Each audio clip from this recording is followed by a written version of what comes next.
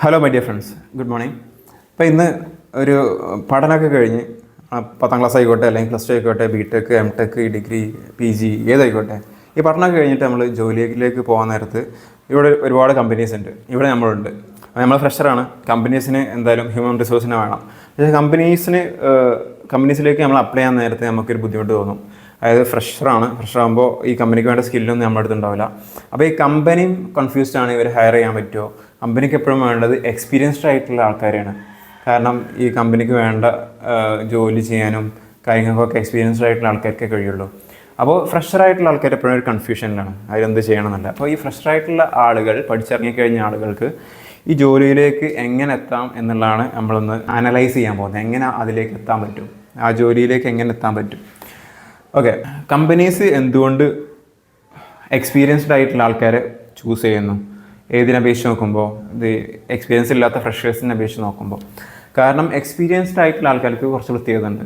അതായത് അവർ 9 to 6, അതായത് ഏകദേശം 8 മണിക്കൂർ വരും. അതിൽ റെസ്റ്റ് എല്ലാം കൂട്ടിയാൽ, ഫുഡിൻ്റെ ടൈമൊക്കെ പോയാൽ 9 to 6 7 മണിക്കൂർ, 6 മണിക്കൂറുണ്ട്. 6 മണിക്കൂർ 5 ദിവസം കണ്ടിന്യൂസ് ആയിട്ട് വർക്ക് ചെയ്യുകയാണ് ഒരാഴ്ചയിൽ. അപ്പോൾ 6 × 5 30 ഹവേഴ്സ് ആയില്ലേ.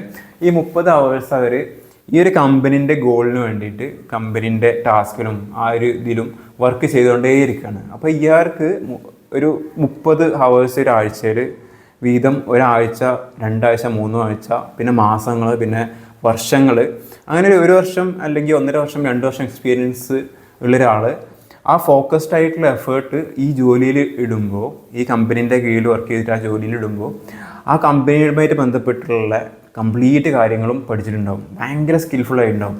ഒരു 1000 മണിക്കൂർ ഒരാൾ ഒരു ഫീൽഡിൽ തന്നെ ഫോക്കസ് ചെയ്ത് സ്പെൻഡ് ചെയ്താൽ ആ ഒരു ഫീൽഡിൽ അയാൾ എക്സ്പേർട്ടായി മാറുന്നതാണ്.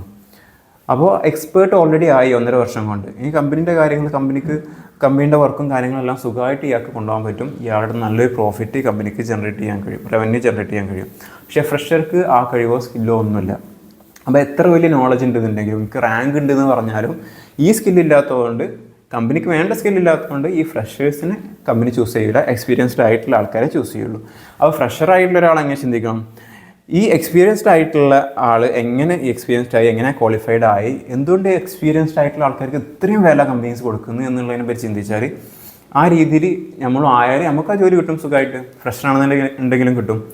അപ്പോൾ ഞാൻ അപ്ലൈ ചെയ്തൊരു പ്രിൻസിപ്പിൾ എന്ന് പറഞ്ഞാൽ, നമ്മൾ ഇൻ്റർവ്യൂവിന് അപ്ലൈ ചെയ്തുകൊണ്ടിരിക്കും. ഈ കമ്പനീസ് ലിങ്ക്ഡിനോ അല്ലെങ്കിൽ ജോബ് ഹണ്ടിങ് പ്രൊഫൈലുകളുണ്ട്, ജോബ് പോസ്റ്റ് ചെയ്യുന്ന പ്രൊഫൈലുകൾ ലിങ്ക്ഡിൻ പോലുള്ള, അതിലേക്ക് റിക്വയർമെൻറ്റ് ഇടും. അതായത് ജോബ് ഡിസ്ക്രിപ്ഷൻ കാര്യങ്ങളൊക്കെ അയച്ചിട്ട് ഒരു ജോബിന് വിളിക്കും. അപ്പോൾ നമ്മുടെ ലക്ഷ്യം, നമ്മൾ സോഫ്റ്റ്വെയർ എഞ്ചിനീയർ ആണെന്ന് കരുതുക, അല്ലെങ്കിൽ ഒരു ടീച്ചറാണെന്ന് കരുതുക. ഉദാഹരണത്തിന് ഒരു സോഫ്റ്റ്വെയർ എഞ്ചിനീയറാണ്. എനിക്ക് ജാവ അല്ലെങ്കിൽ പൈത്തൺ എന്നുള്ള ലാംഗ്വേജിൽ ആ സ്കില്ലിൽ ഒരു ജോലി കിട്ടിയാൽ കൊള്ളാമെന്നുണ്ട്. അപ്പോൾ ഈ ജോലിക്ക് കിട്ടണമെന്നുണ്ടെങ്കിൽ, അപ്പോൾ കമ്പനീസ്, സോഫ്റ്റ്വെയർ ഫീൽഡിൽ വർക്ക് ചെയ്യുന്ന കമ്പനീസ് എല്ലാം ജോബ് ഡിസ്ക്രിപ്ഷൻ ഇടും, അതിന് നോട്ടിഫിക്കേഷൻ ഇടും. ആ ജോബ് ഡിസ്ക്രിപ്ഷൻ എല്ലാം സെർച്ചബിൾ ആണ് ലിങ്ക്ഡിനിൽ. അപ്പോൾ as A fresher job Hunter, നമ്മൾ ആ ജോബ് ഡിസ്ക്രിപ്ഷനും കാര്യങ്ങളെല്ലാം നമുക്ക് സെർച്ച് ചെയ്ത് കണ്ടുപിടിച്ചിട്ട് അതിലെല്ലാം ഡിസ്ക്രിപ്ഷൻസ് ഉണ്ടാവും. Job descriptions: excellent communication skill, excellent written communication skill, excellent verbal communication skill, basic knowledge in Python, advanced knowledge in Python, good problem solving skill. അങ്ങനെ ഒരുപാട് ജോബ് ഡിസ്ക്രിപ്ഷൻസ് നിരത്തി വെച്ചിട്ട് അതിലുള്ള സ്കില്ലുകളെല്ലാം എഴുതി വെച്ചിട്ട് അതിൽ എല്ലാ കമ്പനീസും പറയുന്ന കുറച്ച് സ്കില്ലുകളുണ്ടാവും, ബേസിക് സ്കില്ലുകൾ. അത് ചിലപ്പോൾ കമ്മ്യൂണിക്കേഷൻ സ്കില്ലാവാം, റിട്ടൺ ആൻഡ് വെർബൽ കമ്മ്യൂണിക്കേഷൻ സ്കില്ലാവാം. അപ്പോൾ അത് ഫണ്ടമെൻ്റലാണ്. അത് പഠിച്ചു കഴിഞ്ഞാൽ ഒട്ടുമിക്ക ജോലി നമുക്ക് കിട്ടും. കാരണം ഒരു ഉദാഹരണം പറയുകയാണെന്നുണ്ടെങ്കിൽ, നമുക്ക് പൈത്തണിൽ നോളജ് ഇല്ല, അല്ലെന്നുണ്ടെങ്കിൽ നമ്മുടെ പ്രോഗ്രാമിംഗ് ലാംഗ്വേജ് നമുക്കറിയില്ല, വളരെ ബേസിക് ആയിട്ടുള്ള കോളേജിൽ പഠിച്ച കാര്യങ്ങൾ മാത്രമേ നമുക്കറിയുള്ളൂ. പക്ഷേ നമുക്ക് നമ്മളെ വെർബൽ കമ്മ്യൂണിക്കേഷനും റിട്ടൺ കമ്മ്യൂണിക്കേഷൻ സ്കില്ലും എക്സലൻ്റ് ആണ്. അപ്പോൾ ഇൻ്റർവ്യൂവർ പരസ്പരം ഫേസ് ചെയ്യുമ്പോൾ നമ്മുടെ ഇൻട്രസ്റ്റും, ഇത് നമ്മളാണെന്നുണ്ടെങ്കിൽ നമ്മളെ ഇൻട്രസ്റ്റും നമ്മുടെ വാല്യൂസും നമ്മളെ പ്രിൻസിപ്പിളും, നമുക്ക് ആ ജോലിയോട്ടുള്ള താല്പര്യം, അതിൽ വർക്ക് ചെയ്യാനും അതിൽ നമ്മളെ ഗോൾ എന്താണെന്നും ഏത് ലെവൽ വരെ എത്തണമെന്നും ഉള്ള കാര്യം ഇംഗ്ലീഷിൽ കറക്റ്റായിട്ട് പറഞ്ഞ് കമ്മ്യൂണിക്കേഷൻ സ്കിൽ നമ്മൾ കയ്യിലെടുത്താൽ ഇയാൾക്ക് ഹയർ ചെയ്യലാതെ പാകില്ല. കാരണം ആ ട്രസ്റ്റ്, ആ ഇൻ്റർവ്യൂവറും ആ ജോബ് ഹണ്ടറും തമ്മിലുള്ള ട്രസ്റ്റ് ഒരുപാട് ബിൽഡ് ചെയ്ത് വന്നിട്ടുണ്ട് ആ ഒരു ഇൻ്റർവ്യൂവിൽ. അപ്പോൾ ഹയർ ചെയ്യാനുള്ള ചാൻസ് വളരെ കൂടുതലാണ്. വാല്യൂസിനാണ് കമ്പനീസ് കൂടുതൽ വാല്യൂ കൊടുക്കുക. നമ്മുടെ പ്രിൻസിപ്പിളും നമ്മുടെ വാല്യൂസും നമ്മുടെ കമ്മ്യൂണിക്കേഷൻ സ്കില്ലും നമ്മുടെ ജോബിനോട്ടുള്ള എത്തിക്സും നമ്മുടെ ട്രസ്റ്റും ആ കാര്യങ്ങളെല്ലാമാണ് കമ്പനീസ് പൂർണ്ണമായിട്ട് നോക്കുക. അപ്പോൾ എങ്ങനെ ഈ സ്കില്ലിലേക്ക് എത്താം? കമ്മ്യൂണിക്കേഷൻ സ്കില്ലാണെന്നുണ്ടെങ്കിലും അതായത് പൈത്തൺ സ്കില്ലാണെന്നുണ്ടെങ്കിലും എങ്ങനെ ഇതിലേക്ക് എത്താം? നമ്മൾ എന്ത് വിചാരിക്കണം? ഇയാൾ വിചാരിക്കണം എനിക്ക് ഓൾറെഡി ജോലി കിട്ടി, ഒരു ഇൻറ്റേൺഷിപ്പ് കിട്ടി. ഇൻറ്റേൺഷിപ്പിന് ഒരു കമ്പനിയിൽ ഇൻറ്റേൺഷിപ്പ് ചെയ്ത് കഴിഞ്ഞാൽ ചിലപ്പോൾ പൈസ ഉണ്ടാവില്ല, ചിലപ്പോൾ തുച്ഛമായിട്ടുള്ള ഏതെങ്കിലും എമൗണ്ട് ഉണ്ടാവും. അപ്പോൾ ആ സാലറിയോ ആ എമൗണ്ടോ കണക്കിലെടുക്കാതെ ഏതൊരാളും ഒരു ഇൻറ്റേൺഷിപ്പിന് കാര്യങ്ങളിലൊക്കെ പോകും. അങ്ങനെ പോയി അങ്ങനെ ഒരു ജോലി കിട്ടി എന്ന് ഇമാജിൻ ചെയ്ത് 9 to 6 അത്ര അല്ലെങ്കിലും 9 to 6 ഒരു 4 മണിക്കൂർ 5 മണിക്കൂറോ ഡെയിലി ഈ സ്കില്ലുകൾ ഡെവലപ്പ് ചെയ്യാൻ ശ്രമിക്കണം. അതായത് നമ്മൾ ഇൻ്റർവ്യൂസ് നടന്നുകൊണ്ടിരിക്കുന്നുണ്ട്, അതിൻ്റെ കൂടെ തന്നെ ഈ നമുക്ക് വേണ്ട സ്കില്ലുകളും കാര്യങ്ങളെല്ലാം നമ്മൾ പഠിച്ചുകൊണ്ടിരിക്കുകയാണ്. റിട്ടൺ കമ്മ്യൂണിക്കേഷൻ സ്കില്ലും വെർബൽ കമ്മ്യൂണിക്കേഷൻ സ്കില്ലും ആൾമോസ്റ്റ് എവറി ജോബ്, എല്ലാ ജോബിനും ഈ ഒരു റിക്വയർമെൻറ്റ് ആവശ്യമുണ്ട്. അപ്പോൾ അതിൽ നമ്മൾ ടൈം സ്പെൻഡ് ചെയ്താൽ അത് നഷ്ടമാവില്ല.